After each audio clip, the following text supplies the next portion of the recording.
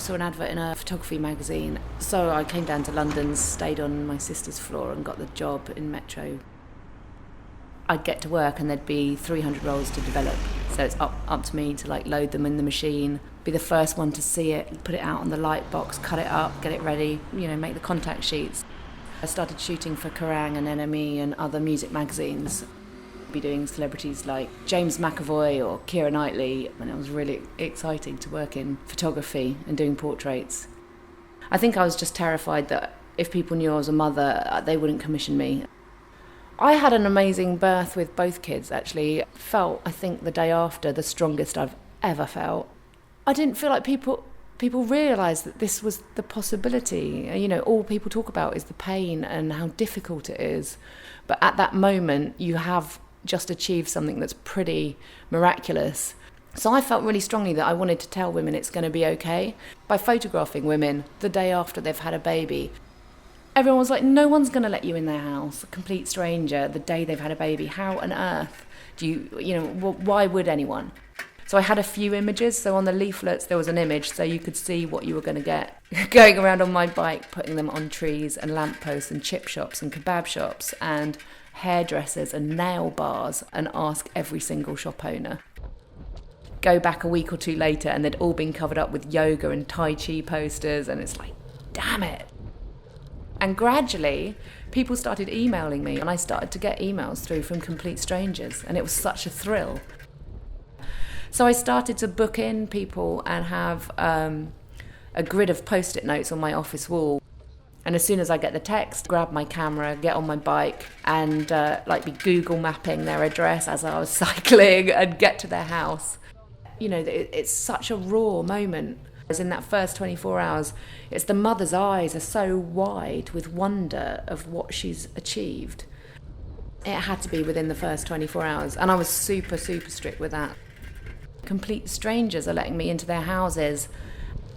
They didn't realise how beautiful they looked. And they hadn't bothered to brush their hair, they hadn't bothered to get dressed, they're in their dressing gown.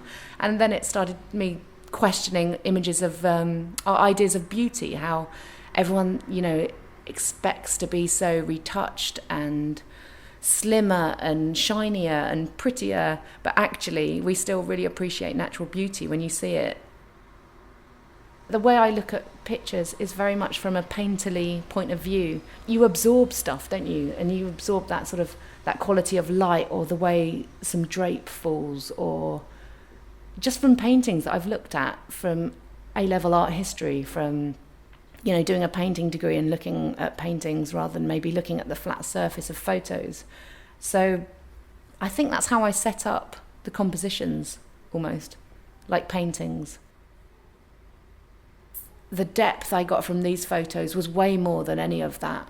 To really investigate human nature is more exciting than a musician to sell some music or a actress to sell a film. This is, deeply emotional, getting into someone's psyche and then letting you in. It was kind of, for me as a portrait photographer, the most interesting portraits I've ever taken are of these normal people, amazing women who live down the road from me in doors that I've cycled past 100 times. Whether it's a 5-story mansion or an estate down the road, in each door I was discovering incredible personalities and stories, and I had huge respect for everyone. Every woman I met just left you feeling honoured that you'd met them and that they'd let you into their lives. After 5 years, I'd gathered over 150 subjects. I wondered whether it would ever feel right to stop, but when I did Xanthi, she was, I think she was 17. That was brilliant. And it wasn't until I edited these pictures, actually, that I noticed it said Dreamer on her tracksuit top or pyjama top. And as soon as I'd got that image of her, I was like, I think this is what I needed to say. I was thinking, how could I investigate this moment in other cultures? At that point, WaterAid invited me to take the project to Malawi to look at the challenges of maternal health. Before I knew it, I was in a health centre, waiting for women to have babies. I'd then offer them a lift home and I'd take their portrait, one day young.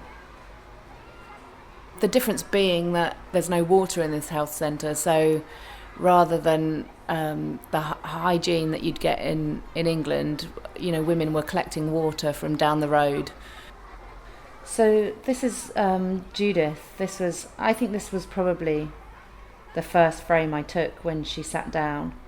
She'd just had twins. She'd had a cesarean 3 days before, and she was walking home, like a 3-hour journey, walking home with her friend who was carrying the twin, the other baby.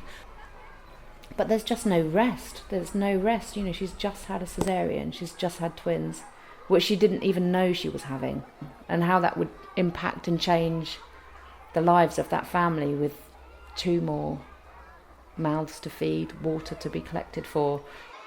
It's only the mother-in-law as the guardian who would have been at the hospital. So they're expecting her to come back with 1 baby, and there she is with 2. What was amazing seeing the faces of the mothers in Malawi was, in fact, kind of the same as what I'd already captured in London. You still had that intense pride and fierce love and relief and joy. And of course the babies were utterly perfect. So at that moment, everything was kind of the same, although the challenges that they'd faced were far greater. So really, I don't think that's the end of the journey for One Day Young. I don't know what is next for it, but I'm sure there'll be another moment to explore.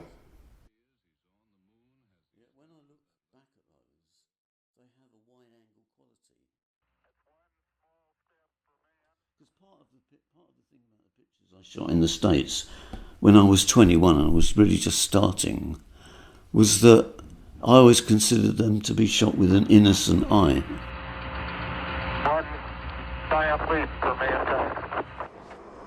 came up to London, back down to London to be with my dad, and I had to get a job, and I ended up with this job as a projectionist in a porn cinema in King's Cross. It was an